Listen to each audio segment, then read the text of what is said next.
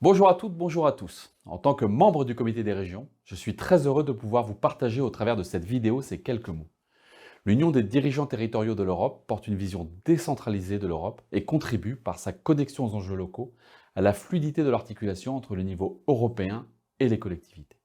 Je remercie l'UDIT d'avoir fait de la Bretagne le grand témoin de votre atelier dans le cadre de l'Open Days du Comité européen des régions. Comité européen des régions, que je remercie également, aux côtés du syndicat national des directeurs généraux des collectivités territoriales et des autres partenaires de l'événement. Aujourd'hui, l'un des thèmes majeurs de la transition écologique, porté par les collectivités, est la mobilisation des populations locales.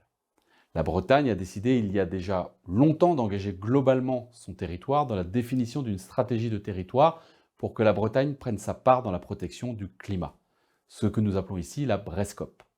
Nous l'avons lancé en 2017, un peu plus d'un an après les accords de Paris sur le climat de la COP 21. La Bretagne était alors la première région française à faire une COP. Le changement climatique était déjà sans conteste considéré comme un enjeu majeur de notre époque, et la philosophie de la BRESCOP était de partir du premier constat que la Bretagne a toutes les ressources pour se transformer et a un rôle particulier à jouer par la place qu'elle tient en France et dans l'Union européenne. Au bout de l'Europe, notre région a la mer. La mer au nord, la mer au sud, la mer à l'ouest. Nous participons de la souveraineté alimentaire, de sa souveraineté numérique. Deuxième constat qui nous a poussé à lancer la BRESCOP, les Bretons ont su par le passé affronter de grands défis et les relever. Dans cet exercice, nous avons alors embarqué tout le monde. Les partenaires institutionnels, les acteurs socio-économiques, les citoyennes, les citoyens qui étaient invités à s'associer, à participer au processus d'élaboration du projet.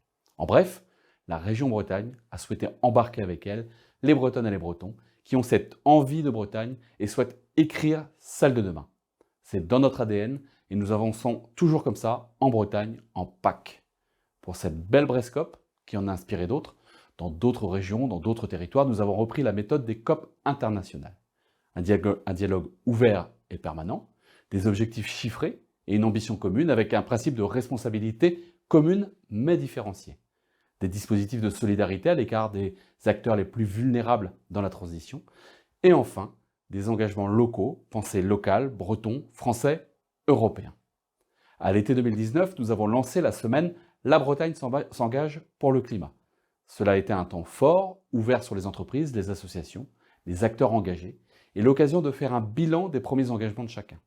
Enfin, en 2020, après 2 ans de travail, la région Bretagne a présenté un vrai projet de territoire innovant en termes de méthode et répondant aux enjeux de transition auxquels fait face la Bretagne, la transition écologique, la transition climatique, la transition économique et bien entendu la transition sociétale.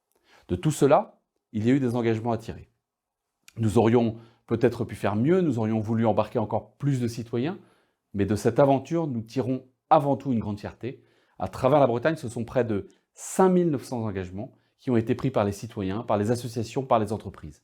Des engagements quotidiens, petits, grands, qui, bout à bout, changent la Bretagne. C'est comme ça que nous pouvons avancer, tous dans cette Europe unie et diverse. Vive l'Europe, vive la Bretagne et à très bientôt.